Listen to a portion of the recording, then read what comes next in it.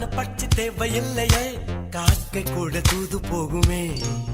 காதல் ஜோதி புகைவதில்லை, காதல் என்றும் குற்றமே பார்ப்பதில்லை.